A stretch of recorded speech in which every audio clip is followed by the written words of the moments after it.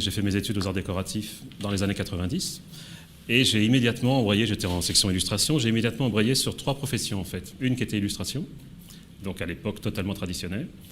Autre, auteur de bande dessinée. Mon diplôme et mon grand projet des arts décoratifs était un album de bande dessinée publié aux éditions Delcourt. Et concept artiste en cinéma et en jeux vidéo. Donc c'était amusant parce qu'on était vraiment exactement à la veille de la grande révolution numérique tous azimuts, où curieusement à cette époque-là, la 3D était en avance sur la 2D, à mon avis en gestion numérique, c'est-à-dire qu'on avait déjà des jeux soit vectoriels, soit 3D qui tournaient de manière relativement mature, et par contre l'image 2D Photoshop était encore extrêmement balbutiante et pas si présente que ça dans le business. Et en fait, à l'époque, comme j'étais étudiant exactement dans ces années-là, c'était une époque qui n'était pas extrêmement fluide parce que c'était une époque où la pratique des arts graphiques traditionnels était déjà très largement en perte de vitesse, même bien avant que les machines arrivent en fait. Enfin, les machines à la Terminator, je ne vais pas faire de drame, mais c'était un petit peu...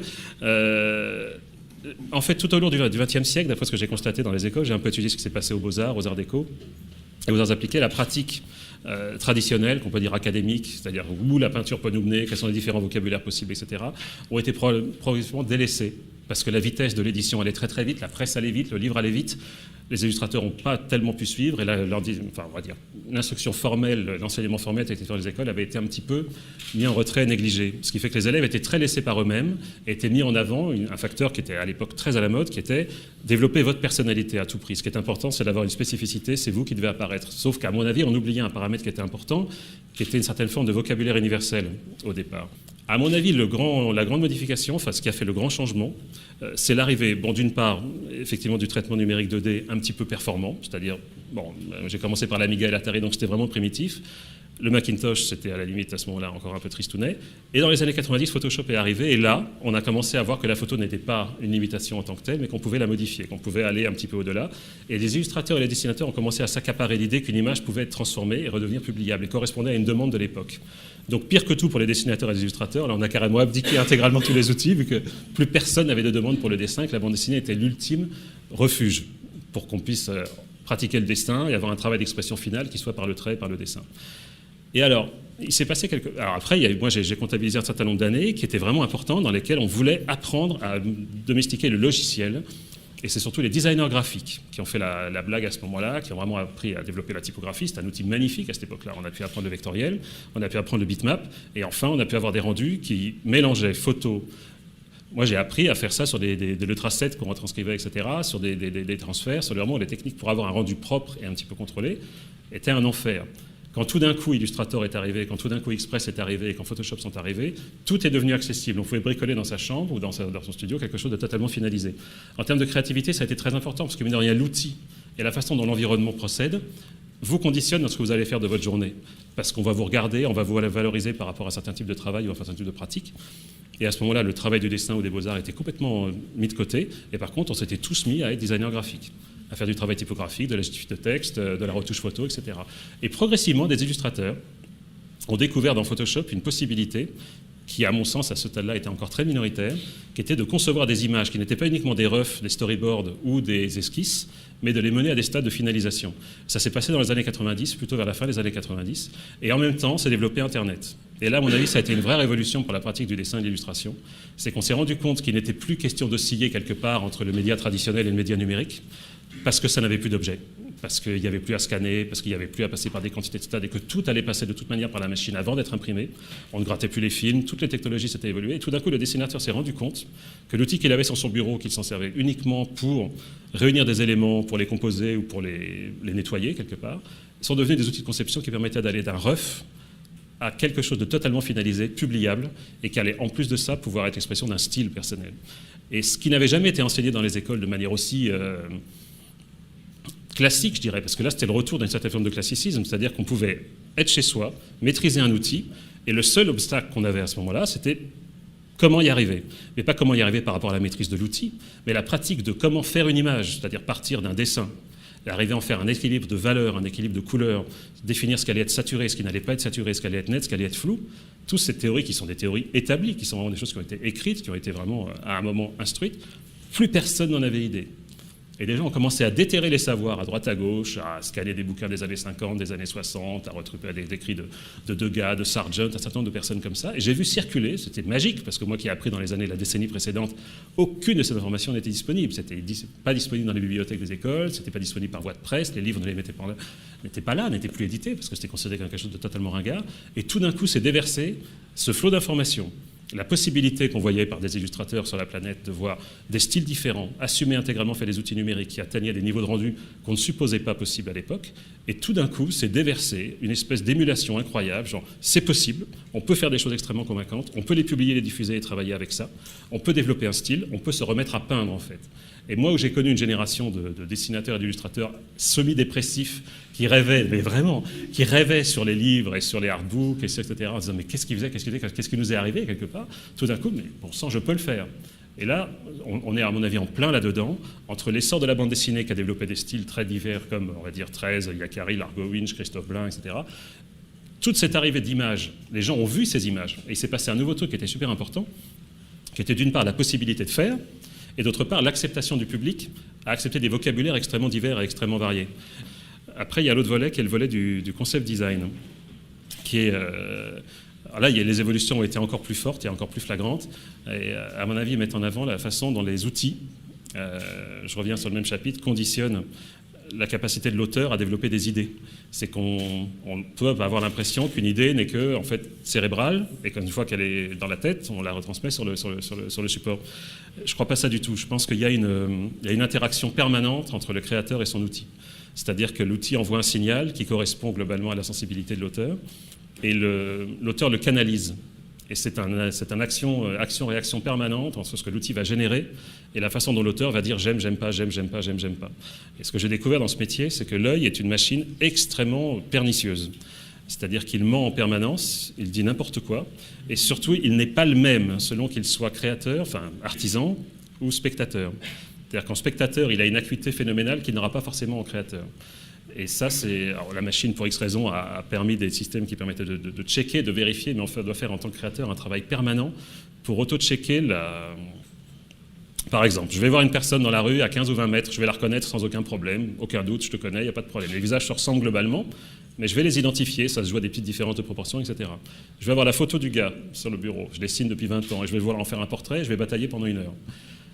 Et pourtant, ma main m'obéit, il n'y a pas de problème avec ça. Donc, entre ce que l'œil est capable de voir et de discerner et ce qu'il est capable de reconstituer, il y a un gouffre qui est absolument énorme. Et pour moi, l'école du dessin et de la peinture, c'est savoir, non pas reconstituer les choses de manière intellectuelle ou cérébrale, parce que ça ne marche pas. Je constate que ça ne marche pas. Je peux, par exemple, reconnaître immédiatement les fautes qu'il peut y avoir dans un dessin de cheval sans avoir aucune connaissance anatomique du cheval. Mais mon œil sait. Il en a vu des centaines et il sait. Mais il n'est pas capable de me dire la chose. Donc moi, j'ai développé une méthode personnelle qui consiste à faire aller mon crayon dans tous les sens. Et puis l'œil me dit oui, non, oui, non, oui, non. Mais si je me dis, voilà, ça c'est le fémur, ça c'est le machin, je fais mon articulation, là c'est le muscle, etc., je suis certain d'avoir une merde. Parce que je castre en fait ce que je vais cracher sur le papier à mes capacités de reconstitution. Et ça, c'est une catastrophe. Parce que l'œil, encore une fois, c'est énormément plus que la capacité consciente à raisonner et donc à reconstituer les formes et les éléments.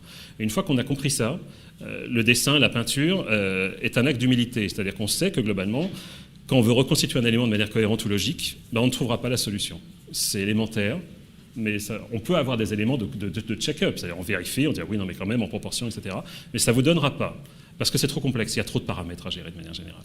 Et ça, ce qui est assez marrant avec le rapport qu'il peut y avoir entre le numérique et le traditionnel, et je reviens à la cohérence la corrélation entre l'auteur et l'outil, c'est que l'auteur qui fonctionne dans ce mode-là, c'est qu'il y a des outils qui vont générer un chaos fertile, dans lequel le choix sera plus aisé que par exemple un trait qui sera trop sec, etc. On prend toujours, vu de l'extérieur, comme du fétichisme, un peu le rapport que l'auteur ou le peintre peut avoir à un certain type de pigment, un certain type de support, un certain type de pinceau, ou de brosse numérique.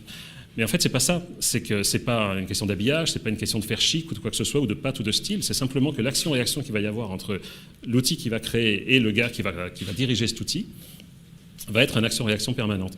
Et ce qui s'est passé sur Photoshop, qui, à mon avis, très fort dans les années 2000, c'est que moi, j'ai compris, en voyant un peu sur Internet, on a été un certain nombre à comprendre que ça n'allait pas être, en fait, de faire un dessin assez austère avec des brosses simplistes et ensuite en joignant des matières et des choses comme ça, qui donc créaient une espèce de de rendu uniformisé qui était un habillage de camouflage en fait par rapport à la sécheresse du rendu initial, on s'est aperçu que les brosses étaient paramétrables.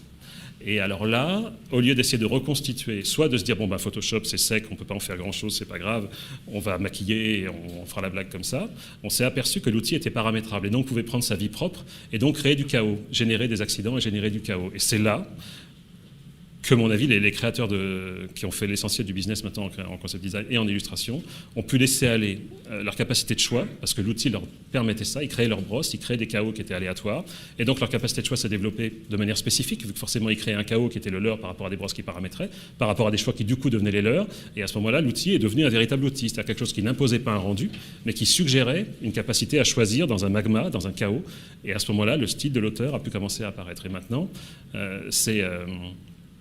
il me semble qu'on arrive à la maturité de ça.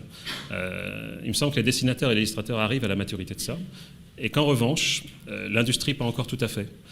Je m'explique, c'est-à-dire que par exemple, quand on va travailler dans le cinéma, on est encore très impressionné, par exemple, quand on est dans l'industrie du cinéma, mettons il y a 15-20 ans, le concept design était fait au stylo bille, au marqueur, avec des outils extrêmement simple et schématique, c'est-à-dire qu'on ne pouvait pas épater la galerie globalement avec un rendu spectaculaire qui permettait de vendre pratiquement n'importe quel concept.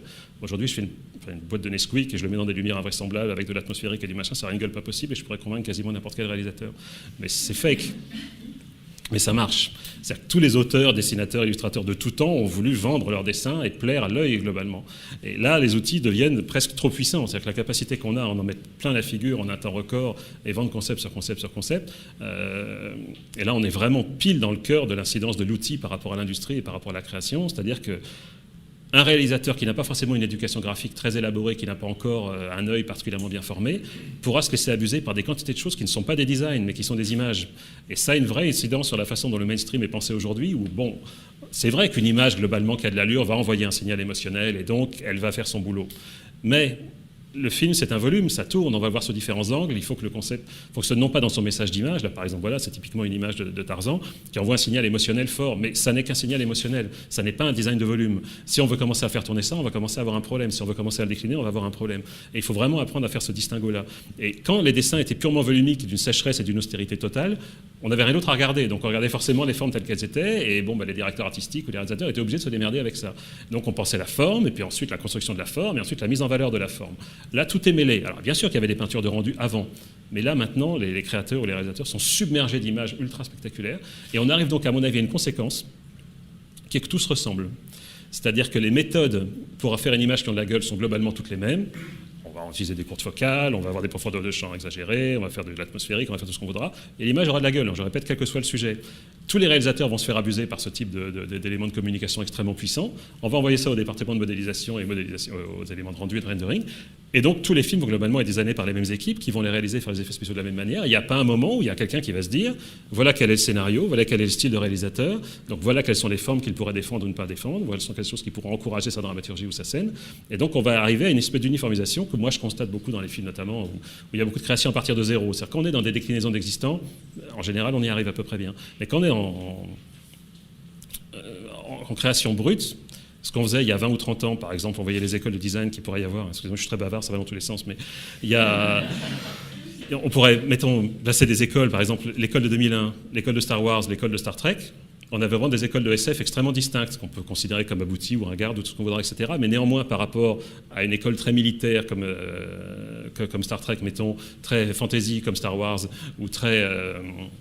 Indus comme Alien, par exemple, il y avait vraiment des écoles de design absolument pensées par rapport au sujet du film, par rapport à la dramaturgie du film et par rapport à son identité. Et donc on créait des objets absolument cohérents. Et ça, c'est un stade qui pouvait se faire parce qu'il y avait 5 gus dans une chambre qui travaillaient au stylo bille et au marqueur pendant 2-3 mois à travailler sur l'habillage d'un film pour qu'il colle à la dramaturgie véritablement. Et là, ce qui a été remplacé, c'est que comme c'est très nouveau, enfin, pour l'histoire du cinéma, ça commence à faire à dater, mais pour les gens qui créent, la façon de faire un film aujourd'hui, qui se fait plus du tout, c'est-à-dire on fait un scénario, on fait un storyboard, on élabore, on crée, et puis ensuite on va faire des repérages, et puis on va créer des décors, et puis au final on va essayer de mêler tout ça.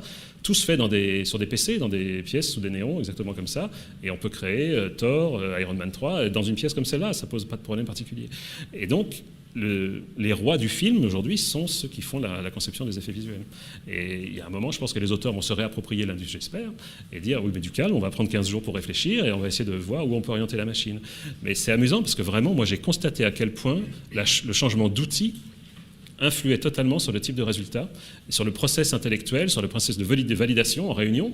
Parce que je vous défie, en tant que réalisateur, quel que soit votre CV, de débarquer dans une salle où il y a 15 gars qui ont fait l'animation de la prochaine séquence sur des PC, tout tourne, tout a de la gueule, les travelling sont en place, les lumières sont en place, vous avez le producteur derrière, les mecs ont coûté 200 000 $, de dire non mais j'avais pas ça en tête, vous le faites juste pas, parce que le film s'arrête, parce que c'est pas possible, c'est-à-dire qu'on est dans une économie qui fait qu'on ne peut plus avoir ce recul-là. Et ça c'est l'outil qui l'a changé. Avant faire des effets spéciaux était long, et donc la créativité avait toujours un pas d'avance par rapport à ça. Maintenant on n'est pas assez rapide, on n'arrive pas. Moi je me rappelle quand vous allez design notamment sur 10,000 BC, sur le film de Roland Emmerich, les mecs avaient déjà organisé les plans, là, dont, moi j'ai designé le temple à la fin du film, je l'ai designé en 2 heures. Parce qu'en fait, les mecs allaient tellement vite sur la modélisation, ils avaient fait les dunes, les machins, ils disaient bon, ben, on met quoi au milieu des dunes? Et le réalisateur était là, le prod était là, les storyboards étaient faits, j'étais l'élément en retard avec mon crayon. Et il y a 50 gars à côté qui attendaient de faire les effets spéciaux, je ne pouvais pas m'aligner, bon, les merdes, on fait des colonnes, on balance, c'est terminé. Et il n'y a pas eu un moment. Non mais c'est clair. Voilà. Et ça, j'ai dit, quand évidemment dans ma jeunesse, j'avais lu tous les artbooks des Star Wars, etc. J'avais bien étudié la façon dont c'était fait. C'est plus possible aujourd'hui. C'est-à-dire qu'à partir du moment où une équipe d'effets spéciaux ou de compositing débarque sur un film, ils coûtent tant à la journée et ils sont les rois du film. Et on peut pas. Et ça, c'est l'outil qui l'a fait. Donc, il y a un moment dans l'industrie, ils vont réaliser que si on veut que le film fonctionne véritablement sur un moyen terme et pas un strict court terme, il faut que la dramaturgie soit composée d'une certaine manière, que le visuel soit au service de cette dramaturgie pour que l'objet soit pérenne. Parce que le problème là, c'est que le pipe est tellement puissant qu'ils envahissent par paquet de 1500 salles des objets qui sont extrêmement efficaces. Mais qui a envie de revoir Van Helsing aujourd'hui? C'est-à-dire qu'il y a un moment, voilà, il va falloir marquer une pause. Donc je pense que c'est extrême. Maintenant, on arrive au moment où c'est mature, au moment où on peut tout faire, du dinosaure au vaisseau spatial, tout est convaincant, tout marche à une vitesse démentielle, ça coûte cher, mais au final, la technologie n'est pas si coûteuse que ça. Donc voilà, maintenant, on va se réapproprier tranquillement ces méthodes, comme on l'a fait en bande dessinée, c'est un peu débile comme parallèle, mais on est seul, on est peinard, on a du temps, et donc on s'autorise des spécificités. Et là où, à mon avis, c'est intéressant comme signal, c'est qu'on s'aperçoit que ce qui bloque dans la spécificité, c'est pas le public. Quai d'Orsay, ça a vendu 200 000 bouquins et c'est totalement spécifique et particulier et ça fonctionne. Le public n'a pas de réticence par rapport à ça. C'est juste que quand on met 200 millions de $ sur un film, c'est quand même un gros pipe et donc on veut prendre le minimum de risques. Mais fondamentalement, les choses vont tellement vite qu'on n'ose plus de mettre de spécificité dans les films et dans les œuvres de manière générale. Et je pense qu'on arrive au moment où on va arriver au bout du spectacle pour le spectacle et réapproprier l'idée qu'une émotion est plus forte à partir du moment où c'est un spectacle orienté par rapport à un regard, pas pour des questions artistiques, mais parce qu'une émotion spécifique touche plus qu'une émotion générique. C'est là où Spielberg a fait, c'est là où David Lean a eu de l'impact en son temps, etc. C'est qu'il avait un regard particulier par rapport à sa dramaturgie, et que nous, on était là, une division entière à essayer de faire des images pour servir une dramaturgie spécifique. Ce qu'on a naturellement en bande dessinée, parce que par nature, on nous encourage. Et je crois beaucoup à ça. C'est-à-dire que la façon dont l'industrie est dirigée dans sa création autorise ou pas l'auteur à avoir suffisamment confiance en lui et à se dire « je vois cette scène comme ça, on en parle, mais j'ai cette capacité-là. Est-ce qu'on lui fait confiance ou pas ?» Et il me semble que les moments où les œuvres populaires ont été vraiment florissantes, c'est le moment où cette confiance a été possible. C'est pas, ce que je dis n'est pas un discours absolument pro-artistique. Hein. C'est simplement... Il se trouve que Jimi Hendrix, quand il fait du rock, c'est plus émouvant que quand c'est Marillion, c'est comme ça. Et on peut en discuter, etc. Mais il y a un moment où la spécificité a son plus émotionnel qui donc devient populaire. Et il ne faut pas oublier ça complètement. Voilà pour le tour d'horizon le plus bordélique de l'histoire de la présentation.